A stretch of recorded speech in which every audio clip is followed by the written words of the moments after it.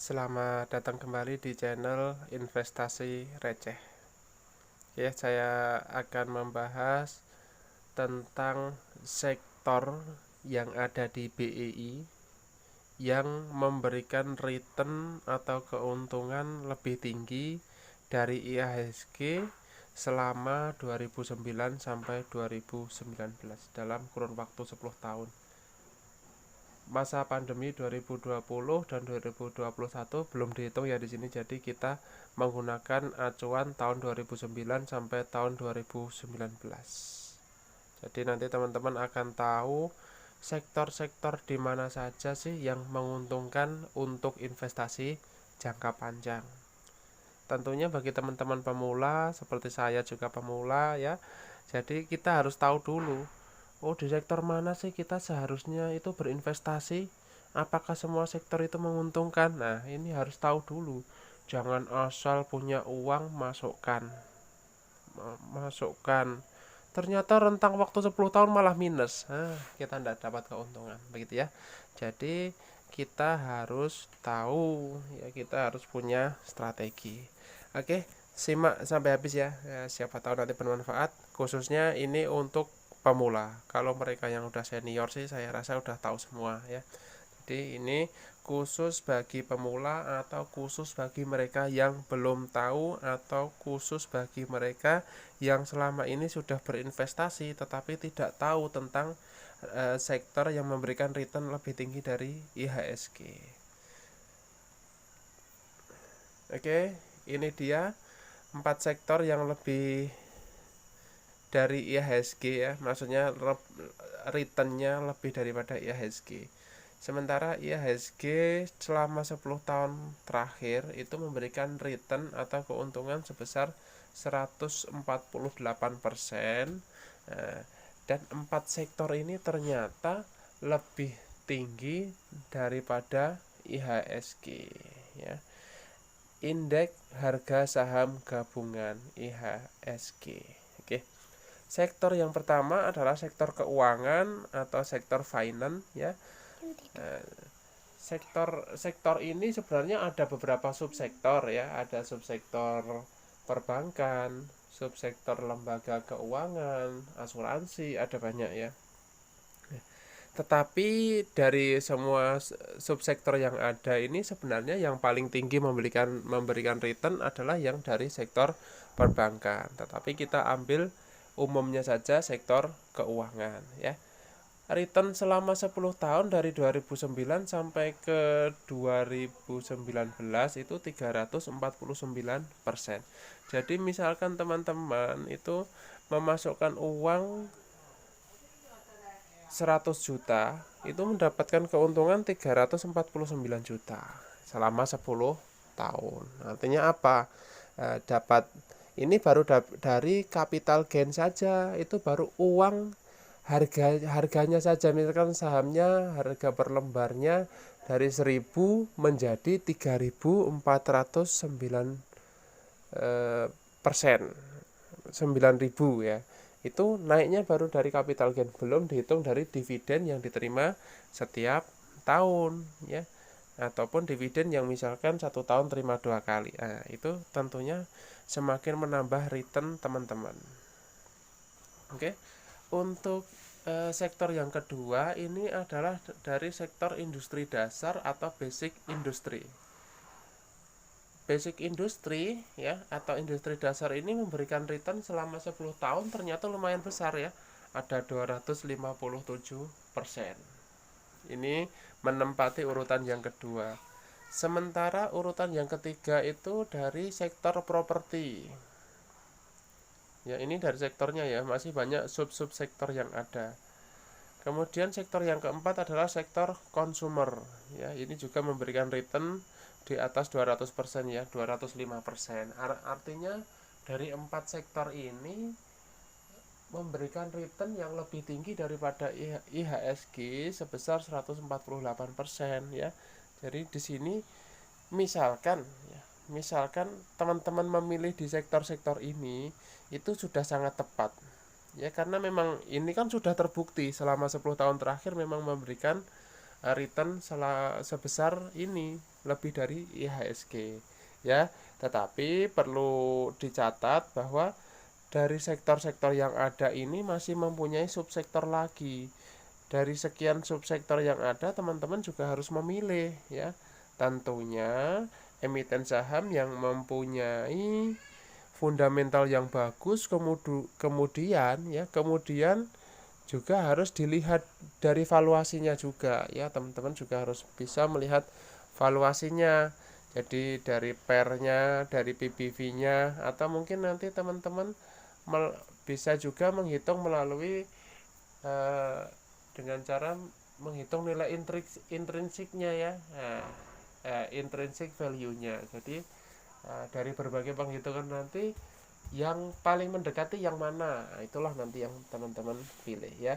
Memang secara umum, secara global, 4 sektor ini yang memberikan return lebih besar dari IHSG, tetapi teman-teman juga harus benar-benar menyaringnya, melihat berdasarkan fundamentalnya, kemudian dari valuasinya ya. Beberapa saham memiliki PBV ya yang sudah besar 3, sekian kali ya. Tetapi ya, ini ada tetapinya. Tetapi bukan berarti yang mahal itu ternyata tidak memberikan return yang bagus. Nah, teman-teman lihat perbandingannya. Misalkan sektor perbankan, BBRI, BMRI, BBNI, BBCA, nah itu mempunyai PBV yang besar, tetapi mereka pun tetap memberikan return yang besar juga. Nah, itu harus selektif benar, harus tahu ilmunya begitu ya. Oke, kita lanjut ya. Ini 4 sektor yang lebih tinggi dari IHSG sudah ya, kita lanjutkan. Nah, sekarang saya akan memberikan beberapa contoh portofolio saham yang sesuai dengan sektor-sektor yang melebihi return di atas IHSG. Oke ya. Ini saya ambilkan contohnya dari portofolio saham saya sendiri ya, yang ada di aplikasi iPod ya, Indo Primer Online Teknologi. Oke. Bagi teman-teman yang berinvestasi di iPod tentunya tahu ya tampilan seperti ini. Oh, ini tampilan di iPod. Oke. Di sini saya mempunyai beberapa emiten saham ya. Ada 5. Yang pertama ada BBRI, kedua Main, ketiga WIIM, yang keempat MTLA, yang kelima HRTA. Oke ya. Dari kelima ini, 4 emiten saham yang ada di portofolio saya ini sudah saya sesuaikan dengan sektor-sektor yang memberikan return dalam jangka panjang yang lebih tinggi daripada IHSG. Oke ya, kita lihat datanya di slide berikutnya. Oke, ini contoh portofolio saham yang ada di portofolio saya tadi ya, yang memberi return lebih tinggi atau di atas IHSG. Oke. Tadi yang pertama ada saham BBRI ya. Ini dari sektor keuangan ya. Sektor yang ini tadi memberikan return 349%. Oke. Kemudian yang kedua Main. Main itu ternyata dari sektor industri dasar ya. Ini menurut data yang tadi ini memberikan return selama 10 tahun terakhir itu sebesar 257%. WIIM ini saham rokok ya, saham rokok Wismilak. Ini dari sektor consumer, ini juga memberikan return yang lumayan besar 205%, tapi dalam jangka panjang begitu ya. Bukan berarti nanti kita beli 1 tahun kemudian keuntungannya udah 200%, tidak ya, dalam jangka panjang. Seiring dengan naiknya fundamental perusahaan, nanti orang akan menghargai saham ini sesuai dengan fundamentalnya begitu ya. Nanti seiring dengan pertambahan segala aset, kemudian ya pertambahan modalnya ya, penurunan hutangnya nanti akan dinilai lebih tinggi nanti harga sahamnya. Oke, yang keempat MTLA, ini dari sektor properti, ini memberikan keuntungan yang lumayan besar juga 243%. Oke ya. Kemudian yang kelima ini dari pertambangan ya. Dari pertambangan ini sebenarnya kalau dilihat dari 10 tahun terakhir ini kurang bagus ya, kurang bagus. Kenapa? Karena pertambangan selama 10 tahun terakhir itu justru tidak menguntungkan, justru malah minus ya. Beberapa faktor yang menyebabkan saham ini minus ada banyak sekali. Tentunya harga komoditas ya, harga komoditas ketika anjlok ya otomatis harga sahamnya turun. Siapa sih yang mau memiliki perusahaan yang harga komoditasnya turun, kan begitu ya. Nah, kalau harganya naik, nanti naik otomatis juga ikut naik ya, gitu ya. Jadi selain itu juga pengaruh daripada kurs mata uang itu nanti mempengaruhi juga tentang naik turunnya harga saham begitu ya. Jadi teman-teman, dari keempat sektor itu tadi ya harus dipilih-pilih lagi yang mana ya. Kalau saya sih hanya berusaha berdasarkan apa yang sudah ada begitu ya. Jadi saya mencoba mengoleksi saham-saham yang memberikan return lebih tinggi daripada IHSG ya. Cuman ya karena ini investasi receh, maka saya pun investasinya hanya dalam kecil ya. Jadi BBRI saya pun baru ada 3 lot, main ada 6 lot, WIIM ada 6 lot ya, MTLA ada baru 1 lot ya, HRTA ada 40 lot. Jadi memang belum banyak ya, karena memang setiap bulan alokasi untuk membeli saham ini hanya dalam jumlah kecil, paling 300.000. Nah ini bisa untuk beli apa sih, nah gitu. Jadi misalkan bisa untuk beli main 2 lot, saya belikan main 2 lot, WIM 2 lot, MTLA 1 lot, HRTA misalkan 3 lot, ya udah saya belikan yang ada saja ya.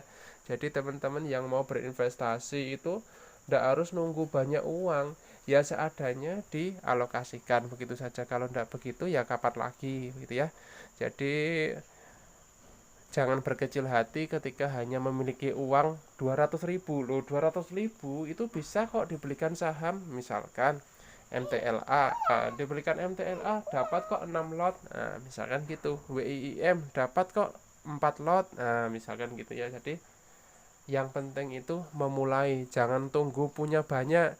Seiring dengan bertambah banyaknya uang teman-teman, nanti inflasi juga semakin naik. Uang teman-teman 100 juta sekarang banyak ya, tetapi tahun depan ya tidak dapat banyak lagi karena memang selalu tergerus dengan inflasi. Kalau teman-teman belikan harga saham ini akan selalu mengikuti kenaikan inflasi. Jadi teman-teman uangnya 100 juta sekarang diinvestasikan, ibaratnya tahun depan ya sudah jadi 150 juta kalau secara nilai.